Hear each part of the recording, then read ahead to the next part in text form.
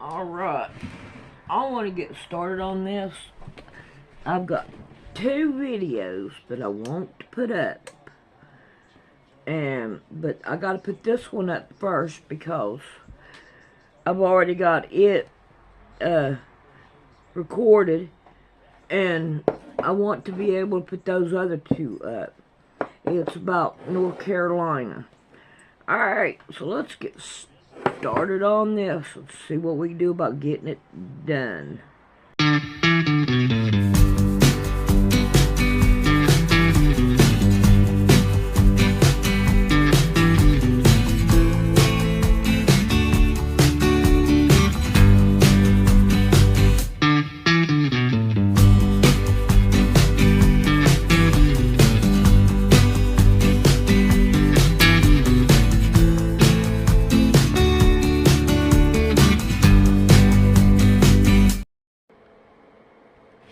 She would be, sitting there talking all day, arguing, 52 years ago, in a small town in northern Ontario, a woman developed a mysterious condition. A condition that doctors were baffled with and that her children were terrified of. A condition as old as civilization. Demonic possession. Her case is one of the most extreme that has ever been recorded, but most of it was left a secret. Her mental hospital going as far as deleting the files by fear that something would leak. But today I spoke with the only person who knows the truth about this story, because he was her son. Hello and welcome back to the Almost Falls podcast, where I interview regular people with incredible stories. Today I spoke with a man that grew up with a demon-possessed mom to levels that you most likely have never heard of before. He explained how the demonic came into her and how it progressively encroached itself in every area of her life to the point when she was almost not human anymore. This video is the testimony of a man who defied all odds by surviving some of the harshest conditions a child can be born in. This is the story of Michael Anthony Gagliardi. The one time I went to the table, my mom called me, and then she came up behind me and poured the hot soup all down my shoulder. And I think I was about 3.5, 4 years old. That was my first recollection that my mother really existed and that I had to be wary of her. Because even back in those days, and as far as I can remember, she never held me, she never touched me. She never, oh, it's okay. She never said anything. She never kissed me. There was no affection whatsoever. But my sister, who's 7 years older than me, told me that before I was born, her father died. And when her father died, she was extremely heartbroken by it. And my mother's sister, so my aunt, she was a very spiritual person into the occult, and my mother and my sister, I think, attempted to conjure their father's spirit because they missed him so badly. Well, as you know, that's forbidden, in the Old Testament and the New Testament. Why? Because it works. And whether that was his spirit or not, or a demonic interpretation pretending to be, which is, what it really is, that's what started the oppression. And from my sister's recollection of everything that she told me, that happened right about just before I was born, and then began to increase as I got older. And like I said, there was no nurturing. She never kissed me. She never held me. Even the episode of getting soup poured on me. I remember going in the taxi. She never held me. She never touched me. We went to the doctor. Doctor looked at me. I remember the waiting room, sitting in the waiting room, in agony and pain and, whimpering away. And she never held me. She never said any encouraging words, never touched me, anything. And on the way back home. So at that moment, that really heightened my awareness of my mother as someone who is not to be trusted. Right, and understandably. Yes. So she, as far as you know from what you've learned from your sister and your aunt, she was very heartbroken. She was missing her dad. She tried to contact him And then from that point, everything started getting worse. And then you were born shortly after.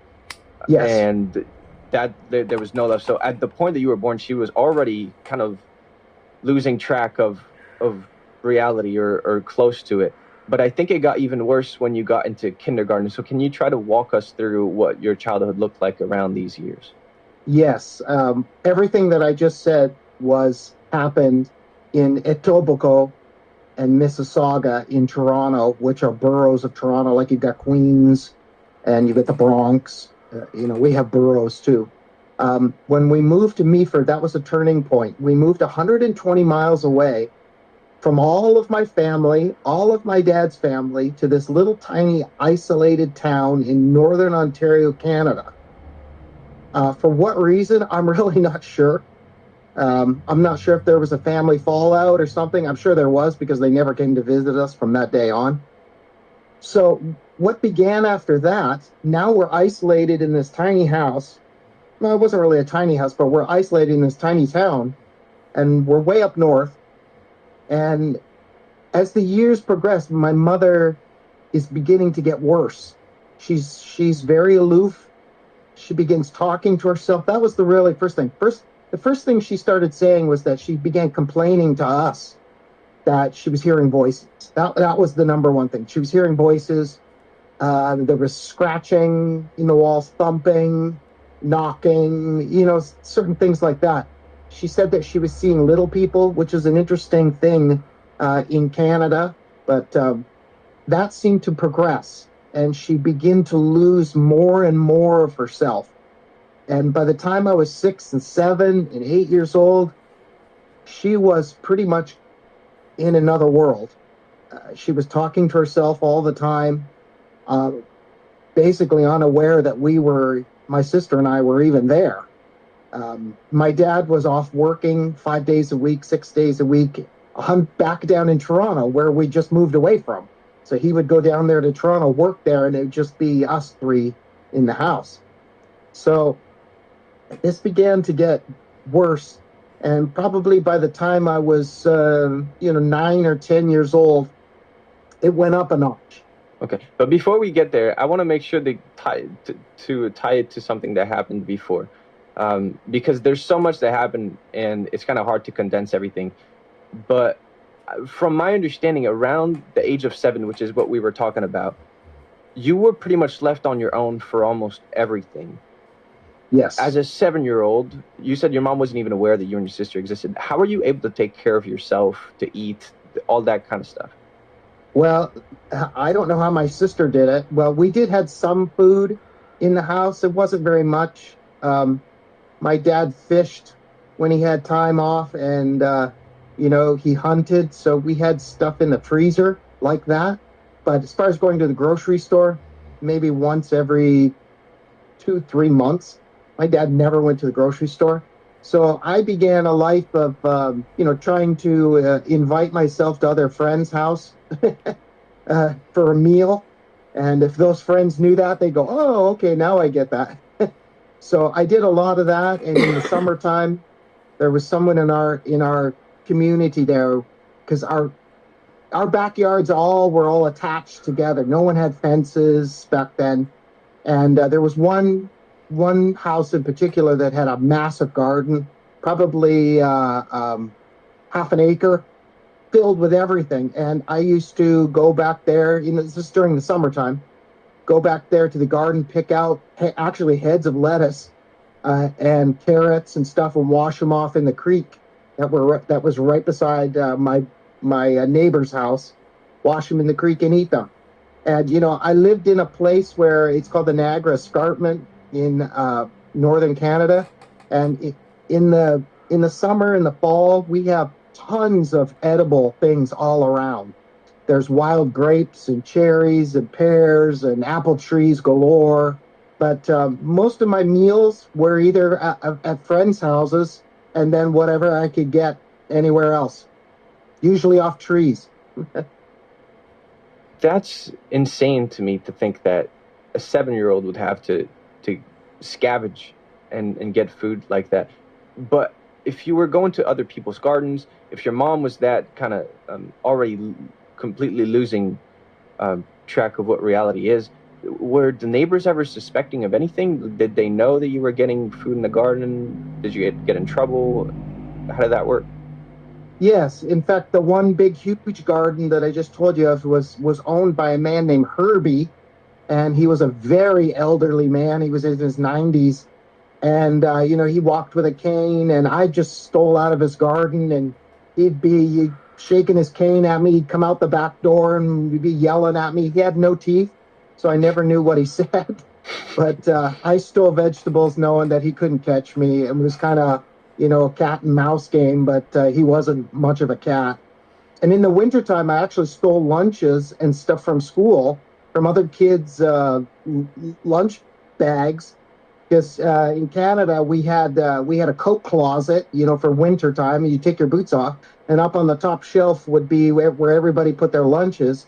And during period changes, I would sneak into the closet, close the doors, grab an apple or something, and wolf it down before another class, out of somebody's lunch bag or lunch pail or something. And I remember a couple of times there were announcements on the public announcements that whoever was stealing from people's lunches, please stop, and all this kind of stuff. And I actually thought it was someone else, and it wasn't me.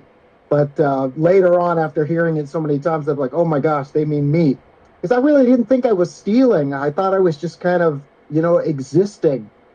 It was very weird to not grow up with a mother and father and be left to your own devices. When you're a child, you really have to take your world and explain it as it goes along. So I really never thought there was anything wrong with my mother. I just thought, well, she's weird, she's crazy, whatever. And we just lived our lives. And it didn't dawn on me, that how my childhood was really bad until I was suffering from severe PTSD in my 20s. And then I had to relook at my life and go, oh my gosh, and then I started telling people about it, and they said, dude, that's not real. That's not normal. Yeah, because you only know what you see, and you only see what's around you, and that's the only thing that was with you. Yeah, it's the proverbial, frog in the hot water. If you turn the water up 1 degree, you don't notice it, you adjust, whatever, and you're not really aware of an end game. You're just kind of surviving day to day. Your listeners could probably imagine, well, if he didn't have meals, how was he doing his own, laundry and stuff like that? Well, I didn't. Every once in a while, I'd take my clothes and throw them in the bathtub with me, and that was laundry day. So, I was more or less a feral kid with a roof over his head. It was, now that I look back, it's like, it was really weird. How did the other kids perceive you? Because I'm sure if you never wash your clothes, if you steal food, I'm sure it shows in some kind of way.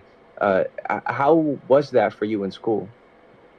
Well, nobody really recognized anything because I was a really great student. I mean, I had ADHD, really, really bad. And, from what I was going through, I was very, very traumatized inside.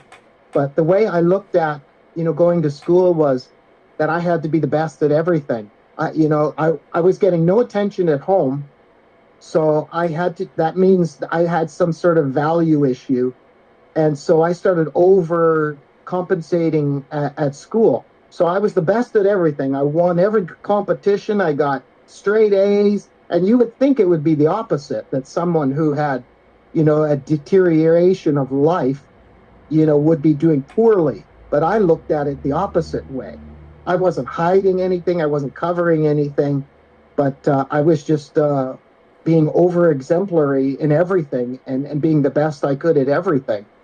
But no one really noticed because a lot of people that I went to school with have read my book. And they said, would have never guessed. Although I did get, the clothes thing, I didn't know the etiquette for, when to wash your clothes or how dirty was dirty, when you're a kid. So, I got made fun of, got called names, for wearing dirty clothes to school. But, back then in the 70s and, early 80s, that there weren't so many red flags for children. There were other children coming to school just as dirty as I was, like Pigpen on Charlie Brown, and everybody just, man, that kid's poor or whatever. He doesn't get taken care of. There was no outcry back then for kids that looked like they had, issues at home.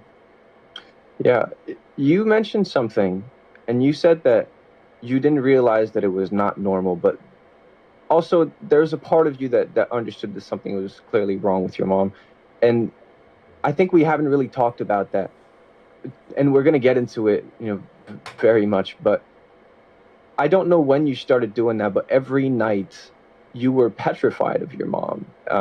You and I think your sister as well was also terrified of your mom at night. Yeah. Yeah. I think, from what I can recall, it was probably around 9 years old, 10 years old, where things started to escalate, get really bad.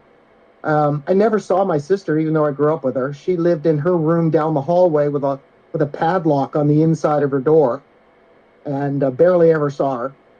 And by 9 or 10 years old, my mom was progressively worse, screaming in the middle of the night, sitting in a chair and whacking herself with a log until she was bloody, and laughing and speaking in all kinds of different voices. And I would sit in the room with her watching TV, and she'd be talking to herself in strange voices and having conversations, and I never could pick up anything. That I realized, 20 years later, that she was speaking in different languages because I couldn't understand a word she said, and I wasn't privy to that as a child, but every night as soon as the sun would go down, that's when things started to really escalate and get bad. And either I would go for a bike ride or something and try and get out of the house as much as I could. Sometimes I even spent the night in the park, because I didn't want to go home, so I was so terrified.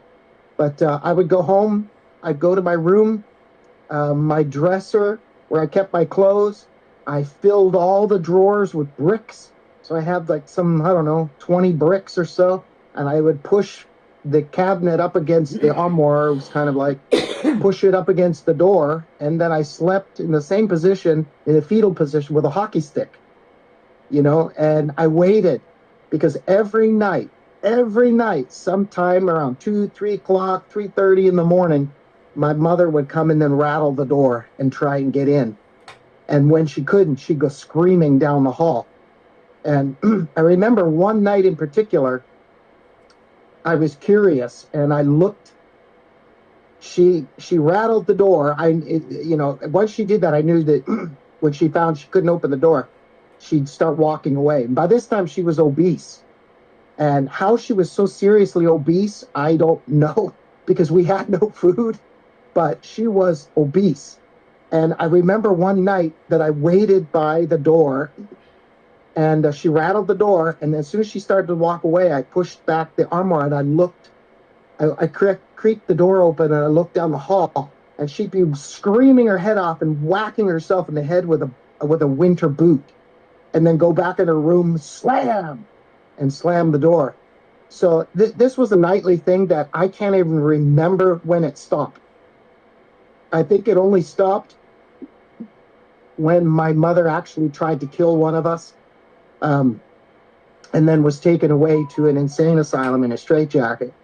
That was the only time, but every night she repeatedly did this checking of my door to see if she could get in. And I waited for that every night. And I don't know what to say. I slept in that bed in the same position. I never moved all night. And that bed it had divots in it from my hip, my knee, my shoulder, my elbow, from lying in the same position every night for, I don't know, till I left home. You mentioned that your mom tried to kill one of you. Can you explain that? Yes. Okay. So I was in school and somebody came and knocked on the door in school, and there were, guys in suits standing there, and the teacher turned around called my name, and said, "Could you come out into the hallway?" So I went out to the hallway. There were policemen there. And I got in the car with my neighbor, and it was his dad, picked me up. So we're heading back to our house, and he says, something happened today. And I was like, "What?" He says, "Well, your mother tried to kill your sister." And how'd that happen? Well, she was chasing her around the car outside with a knife, with a butcher knife, trying to kill her. And the guy that drove me home witnessed it. So ultimately, what they did that day, they brought the mental institution over, and they put her in a straitjacket, and they took her away. So once they took her away, I asked my sister, I said, "So what happened?" And my sister said that she was in the kitchen. My mother was in the kitchen. My sister was in the living room, and she heard my mother say, in a brash voice, "You're a witch, you're a witch." And my mother said that she needed to kill her because she was a witch. So she went chasing after her, and the only thing that saved my sister's life was when I left in the morning. It was a nice spring day. So there's a door, and then there's another door to the outside. And in that space is where you take off your boots. It's called a mud room. I had left that door open. I had left the exterior door open, and the swinging screen door was unlatched. So my sister was able to just grab the door and push her way through the two doors. And she said that's what saved her life, that I didn't close any of the doors, because my mother was right behind her, and she would have caught her if she had to take the time to open those doors. Oh, okay. What was I imagine your sister was probably traumatized by that. What was your reaction after hearing it? Well, my sister actually left that week. That was it. She went down and lived with my grandmother in Toronto, where we moved from. And my reaction, I really didn't have a reaction. It was just like, "Oh, yeah, okay." But when they took her away, I was more, "Oh my gosh, I can actually sleep tonight without having somebody trying to get in my room." I never knew her intentions. I never knew what this was. People say, "Well, why didn't you call in a priest, or someone to do a demonic, exorcism?" So we had no idea what we would live through this while we were kids, so we had no idea what this was. We just all thought she was crazy. And my dad was never home. So it was just the three of us. And what do you expect children to do that grow up in this? So I had a very melancholy response to it, other than the fact that I thought, "Oh, this is going to be great." Now, I'm a minor. How old are you? At that time, I think when that actually happened, I think I was 13. Okay. I was definitely a minor. I wasn't 16, that's for sure, or 18 or anything like that. And I was still living at home by myself. But they brought her back 3 months later. You see, I found out that she signed herself in to the mental institution. And the law is, if you sign yourself in, request to sign yourself in, you can sign yourself out.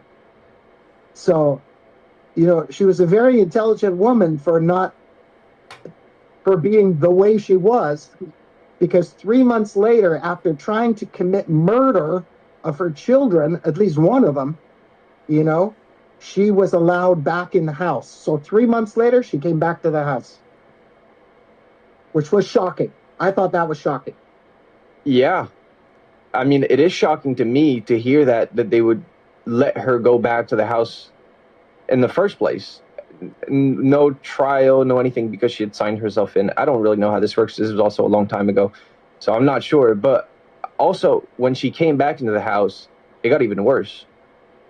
Yes, it did get worse. And before I tell you that, I'll tell you that I had actually talked to a guy a few years back, probably about 3-4 years ago, when I first wrote the book. He told me that he was a priest in Ontario, Canada, during the 70s and early 80s. And he said to me, because I told him the story, and he said that had to have been protocol. She must have done something that was very, very strange while she was being held at the mental institution, because he said that if it was beyond their diagnosis, that's why they returned her, because they couldn't find anything wrong with her. And he said that was protocol back then, that she must have did something very, very, let's just say supernatural or paranormal. Because I'll tell you something interesting. When I was doing research for my second book and I ended up calling the mental institution, I asked for her records. And they said, oh, yeah, sure. And they said, well, when was her, when was she a patient? I said, well, during the late 70s and the early 80s. He said, oh, well, we would have burned those records. We don't have those records. But she goes, oh, just for, just let me check. You never know. So I told her the name and she goes, huh. She goes, all her records are archived off campus. And I said, oh, great. Well, I said, well, I'd like to get those. And she said, okay, well, you pay $35. Let me get them, and then I'll give you a call in a couple of days, and you can apply and pay the $35 and then get them. So I called. I didn't hear from a week, and then I called her back, and I asked for the records, and someone else answered the phone, and they said, oh, we have no records of that. We have no records of her. So they lost the records in the few days that took her. Yes, in the week that I called back. Yeah. And I told that guy who was an exorcist, I told him that happened. And he said that would have been protocol. They would have kept the records, archived them off campus, because something unusual happened while she was in their care. And it was documented as but we don't have a diagnosis of it. That's why they kept the records. But when I asked for them, saying that I was researching for a book, that's when all of a sudden they disappeared. Yeah. I mean, that's not shocking to hear that she would have done something supernatural in the mental hospital, because she did that all the time with you. Yes. So it's actually something you would expect to happen, and it would make sense as a hospital or psychiatric clinic that you would not want these things to come to light, because then it kind of breaks your reputation as being able to help these people. So everything tracks for me. But let's go back to what happened when she came back home. You said that it got worse. In what way did it get worse? Yes, it ramped up. By that time now, my sister had gone, and it was just me in the house, just me. And from the first day she came back, I remember seeing her walk through the house, and I took off. I wasn't, I was too distraught about the whole thing. But from the very next day, in the days following her return, she was now sitting in her chair, whacking herself with a piece of wood until she was all bloody, every day from sunup till sundown. And I remember taking off during the daytime and coming back at, in the evening, just before the sun come down, and I would park my bike outside, and we always left our windows open. Those were back in those days. Nobody stole anything. And I could hear the thudding from her hitting herself in the chest with this log. And she would sit there, hit herself in the chest with the log, and then drop dead her leg until it hit the ground. And it was this weird repeating thing while she was talking to herself. And talking in different voices and just going on and on and on and on. And it never stopped. It never stopped. Every day was the same thing from sunup till sundown. And the weird thing is that soon as that sun started to go down, she would get up, retreat to her room, and then the banging would start. And I would start to hear banging. And we lived the house wasn't very big at all. From the living room, it would take me 6 or 7 or 8 steps, running quickly to go and open up her door. And I would hear this banging like people were wrestling. I mean, it sounded like when me and my friend would wrestle, in his house, and we had a subfloor, and, you hear the bang, like that. You'd hear it all around the house, And I was hearing all this banging and thudding stuff. It sounded like people rolling around on the floor fighting for their lives. And I would run over to her room, open the door, and she'd be lying there in her bed with the covers pulled up over to her nose, and her eyes would be big like that. And then she would say, Satan's jumping on my chest on the ceiling, from the ceiling. And I would be like, I didn't even know what, you know, I hear all this banging going on and she's in her bed. And like I said, she was obese at this time, so she didn't move very fast. But every night, this circus of events happened, during the daytime, whacking herself. I remember one time she found some of my belongings, and we didn't own anything because she burned everything.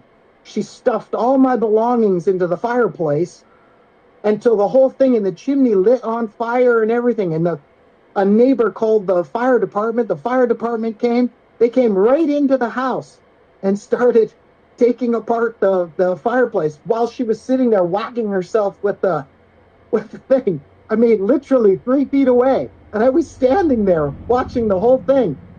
And like I said, it didn't occur to me till 20 years later that no one said a word. The fire guys, they witnessed her all bloody on her chest right here from whacking herself and never said a word. They put out the fire and they left. You know, that was kind of the way things were in the 70s and 80s. It was, shh, nobody talks about anything. Nobody says anything bad about anybody, you know, and everything was hush hush. I am left with very few words at everything that you say in your story. It's unbelievable. But here's an interesting question that I have for you. At this point, your mom completely lost it. It didn't feel like it was her even in the body. But were there ever times you would see glimpses of humanity? And did she ever come back to her senses for like brief moments? Yes, 2 times. And I'll tell you, like I said, my mother never coddled me. She never held me. She never kissed me. My whole entire childhood, she never talked to me. She never conversed with me because she was oppressed I was such a young age when she was oppressed and then became possessed that I never knew her. We never had conversations. There were 2 times where she actually spoke to me coherently and intelligently. And both times were when I was in the house and I was about to leave somewhere. And she said to me, she didn't try to get my attention or anything. She was like, ah, and, you know, and singing and whistling. And then she said, it's like she broke out of it all. She stopped hitting herself. And she said to me, they're coming into me and running up the back of my spine. That's how they get into me. And then here she goes again. 2 times she said that to me. The very exact same thing she said that to me, like 30-second increments. And that's the only time I heard her actually speak to me in her normal voice. They're the only 2 times I can ever remember in my entire childhood. So your mom clearly was aware that something demonic was happening. She was saying, Satan is jumping on my chest. They're coming into me through my spine. She was aware that something demonic was happening. But at this time, I think you were 16, and your mentality was, understandably, that if you don't kill her first, she's going to kill you, like she tried with your sister. And everything kind of points to that. And it seems like you had no help from anybody anywhere. Mental Institute wasn't doing anything. The police wasn't doing anything. You didn't really have any other option. So that was your mentality. And there came one night where the opportunity kind of came. And I think that's the biggest shifting point of your whole story. Can you explain everything that you can remember from that night? Yeah, well, up until that moment, I was breaking down mentally, emotionally. Now my grades were starting to fail for the first time ever in my entire, because I couldn't hold it all anymore. I just couldn't deal with it.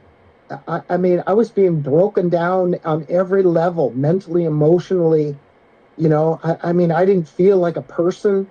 You know, I felt like a shell.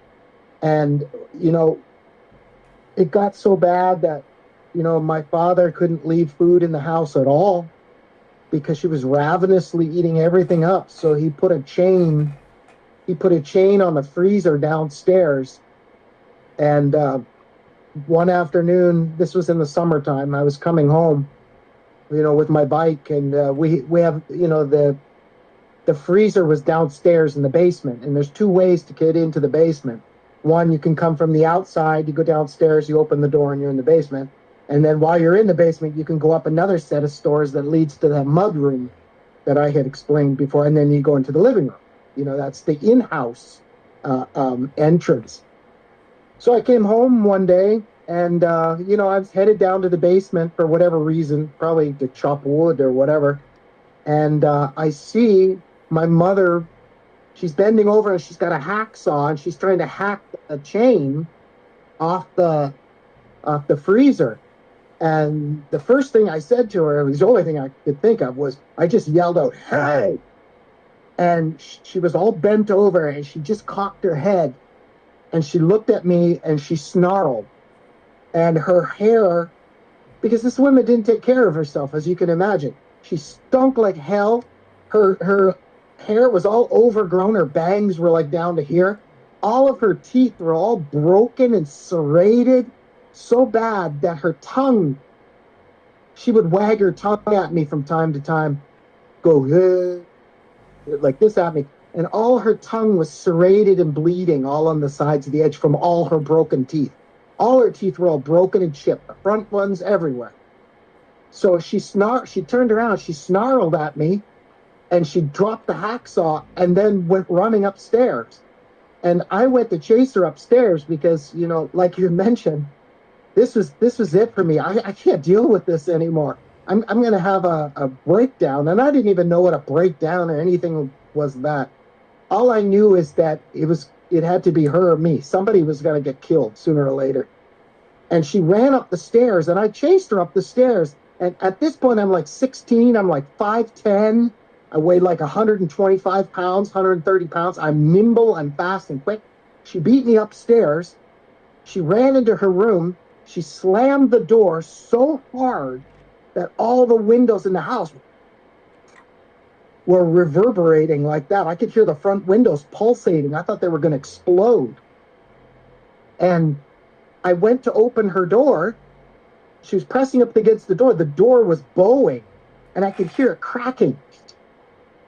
She was like testing the capacity of the door.